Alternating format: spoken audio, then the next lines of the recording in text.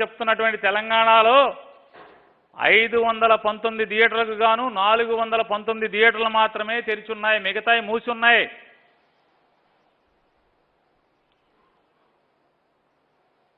ఈ రోజున గడచిన 3 రోజుల క్రితం విడుదలైనటువంటి ఏదైతే ఆడియో ఫంక్షన్లో పెద్దలు చిరంజీవి గారు ముఖంలో ప్రశాంత వదనంతో విరుపైన పదాలతో మాట్లాడినటువంటి భాషను ఉపయోగించి అభ్యర్థించినటువంటి ఆ సినిమా డయాస్ ఏదైతే ఉందో ఆ సినిమా రిలీజ్ అయిందే, ఆ రిలీజ్ అయిన సినిమా ఆంధ్రప్రదేశ్ రాష్ట్రంలో జగన్మోహన్ రెడ్డి గారు పరిపాలిస్తున్నటువంటి రాష్ట్రంలో ఏదైతే మన యుద్ధవీరుడు పోరాటాలకి ఆలవాలంగా మారుపేరుగా ఉన్నటువంటి పీకే గారు చెప్పినటువంటి ఆంధ్రప్రదేశ్ రాష్ట్రంలో 510 సినిమా హాళ్లలో లవ్ స్టోరీ సినిమా ఆడుతుంది 3 రోజుల నుంచి, ఇవాళతో కలిపి.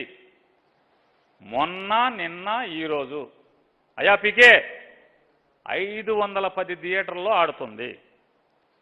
ఈ 510 థియేటర్లో జగన్మోహన్ రెడ్డి గారు బాగా నిన్ను కాళ్ళకాడికి రప్పించుకుంటాకి, ఈ పీకేని జగన్మోహన్ రెడ్డి గారి కాళ్ళకాడికి రప్పించుకుంటాకి సినిమా పరిశ్రమని ఉక్కుపాదంతో అణిచివేసి కక్ష సాధించుకున్నటువంటి ఈ సూక్తి ముక్తావళి ప్రకారం ఈ లవ్ స్టోరీ సినిమా మొన్న ఆంధ్రప్రదేశ్ రాష్ట్రంలో విడుదలైతే మొదటి రోజు ఆంధ్రప్రదేశ్లో ప్రొడ్యూసర్కి అన్ని ఖర్చులు పోను ప్రొడ్యూసర్కి వచ్చినటువంటి షేరు 3,88,00,000 ఆంధ్రప్రదేశ్ రాష్ట్రంలో మాత్రమే. ఈ పవన్ కళ్యాణ్ గారు చెప్పినటువంటి తెలంగాణ రాష్ట్రంలో 3 కోట్ల రూపాయలు వచ్చింది. ఏదైతే టికెట్ రేటు పెంచుకోండి, ఎన్ని షోలు అయితే అన్ని షోలు వేసుకోండి, ఫ్లెక్సీ రేట్లు అని చెప్పారు కదా చాలామంది పెద్దలు, అక్కడ తెలంగాణలో 3 కోట్ల రూపాయలు వసూలు చేస్తే, అంటే సినిమా ప్రొడ్యూసర్కి వచ్చినటువంటి షేర్ నేను చెప్పేది, ఆంధ్రప్రదేశ్ రాష్ట్రంలో 3,88,00,000 మొదటి రోజు వస్తే, రెండవ రోజైన నిన్న ఆంధ్రప్రదేశ్ రాష్ట్రంలో ప్రొడ్యూసర్ గారికి వచ్చినటువంటి షేరు 2,67,00,000 ఆంధ్రప్రదేశ్లో వస్తే, తెలంగాణ రాష్ట్రంలో 2,49,00,000 వచ్చింది. సునీల్ నారాయణ గారు ప్రొడ్యూసర్ గారు, సినిమా పరిశ్రమలో దశాబ్దాలుగా మీ కుటుంబం ఉంటుంది, నేను చెప్పేది అబద్ధమైతే చెప్పండి, క్షమాపణలు కోరుకుంటాను, నా మాటలు వెనక్కి తీసుకుంటాను.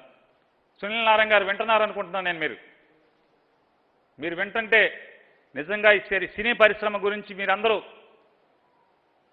మేలు కోరే వాళ్ళైతే, మీకు వాస్తవం మాట్లాడే ధైర్యం ఉంటే, నిన్న మా పవన్ కళ్యాణ్ గారు మాట్లాడినటువంటి అవాకులు చవాకులు కేవలం జగన్మోహన్ రెడ్డి గారి మీద విషం చిమ్మే ప్రయత్నమే అని ఒక్క మాట మీరు మాట్లాడితే నిజంగా సినీ పరిశ్రమని మేలుకోరిన వారు అవుతారని సునీల్ నారాయణ గారికి రిక్వెస్ట్ చేస్తున్నాను. అలాగే మీ నాన్నగారిని కూడా వేడుకుంటున్నాను, అయా మీరు ఈ సినిమా పరిశ్రమ కోసం ఎంతో పాటుపడ్డారు, ఈ రోజుకి సినిమా పరిశ్రమను వదలకుండా మీ కుటుంబాన్ని పరిశ్రమలో ఉంచారు. ఒక ప్రొడ్యూసర్గా, ఒక ఎగ్జిబిటర్గా, ఒక డిస్ట్రిబ్యూటర్గా మీ కుటుంబం కొనసాగుతుంది. ఈ ఆంధ్రప్రదేశ్ రాష్ట్రంలో సినీ పరిశ్రమను జగన్మోహన్ రెడ్డి గారు ఏమి ఇబ్బంది పెట్టాడో మీరు ఒకసారి చెప్పండి. మీ సినిమాని ఏమి ఇబ్బంది పెట్టారు? నేను చెప్పింది అబద్ధమా అవాస్తవమా? ఏంటండి? పవన్ నాయుడు గారు నన్ను సన్నాసి అన్నాడా? చౌదరి గారు మీరు ఆగండి. పవన్ నాయుడు గారు మేము చుట్టాలం, ఒక కులపోళం, మేమంతా కాపునా కొడుకులం, మేము 100 తిట్టుకుంటాం, ఇవన్నీ మేము మధ్యలో మీరెందుకు దూరిపోతారు? నేను సన్నాసి అనుకోండి, నేను కాపునా కొడుకునే సన్నాసిని, ఆడెవడు సన్నాసేగా మా పవన్ నాయుడు గారు అనుకుంటాం, మేము ఆ ఏరా ఊరే అనుకుంటాం, సన్నాసి అనుకుంటాం, అంతా ఒక కులం కదా, తప్పేం లేదు, నేను తప్పుగా కూడా అనుకోవట్లేదు. ఆడు సన్నాసి పవన్ నాయుడు గారు, మేమంతా ఒకటే చుట్టాలం, కాపులం. ఇక మా వాడు మాట్లాడతాడు, మరి మేము చుట్టాలం కాబట్టి తెరదరిశాం కాబట్టి ఇక దాయితం ఎందుకు, ఆడు మేమంతా ఒకటే కదా, ఒక తానులో మొక్కలం. ఈరోజు సాయి ధర్మ తేరి గారి ఏ యాక్సిడెంట్ గురించి కూడా మావాడు మాట్లాడాడు. మా ఎదన్నర ఎదవ మాట్లాడితే ఏం మాట్లాడతాడంటే, మీడియాది తప్పు, మీకు బుద్ధి ఉందారా మీడియా, మీకు ధైర్యం ఉందారా సన్నాసులారా మీడియా వాళ్ళారా అని మాట్లాడతాడు. అసలు మీడియా తప్పేంటి దీంట్లో, మీడియా పాపం ఏంటి? సాయి తరుణ్ తేజ్ గారు మీకులాగా, అంటే మా పవన్ కళ్యాణ్ గారిలాగా తప్పుడోడు కాదు, మంచి కుర్రోడు, బుద్ధిమంతుడు, అందరితో వినయంగా ఉంటాడు. సినిమా ఇండస్ట్రీలో అందరికీ అరే మంచి బాలుడు అనే పేరుంది. ఆ కుర్రోడిని పట్టుకుని ఎందుకు అపవిత్రం చేస్తావు నువ్వు? అసలు యాక్సిడెంట్ రోజు జరిగిందేంటి, మీడియా చెప్పిందేంటి, మీడియా పాపం ఏంటి? అసలు మనకి ఇందులో మీడియాకా గుండెకాయ లేనిది మావోడికా, మా పీకే గాడికా, ఎవడికి లేదు. మీడియా ఏం చెప్పింది? తెలంగాణ పోలీస్ ఏదైతే చెప్పిందో, ఎఫ్ఐఆర్ కట్టిందో, నిర్లక్ష్యంగా అతివేగంగా బండి నడపటం వల్ల యాక్సిడెంట్ అయిందని ఎఫ్ఐఆర్ కట్టిన మాట వాస్తవం కాదా?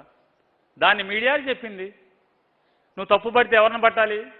తెలంగాణ పోలీసుని తిట్టు, నీకు దమ్ముంటే, గుండెకాయ ఉంటే. పోటుగాండి అని చెప్తావుగా, మాట్లాడావుగా నిన్న కూడా. కేసీఆర్ని తిట్టు. మన దగ్గర లేవాయి, లోపలికి వెళ్ళిపోయినాయా? ఏమైంది దమ్ము ధైర్యం? మాట్లాడావుగా. జగన్మోహన్ రెడ్డి గారు లోకువా నీకు? కేసీఆర్ని అనలేవా?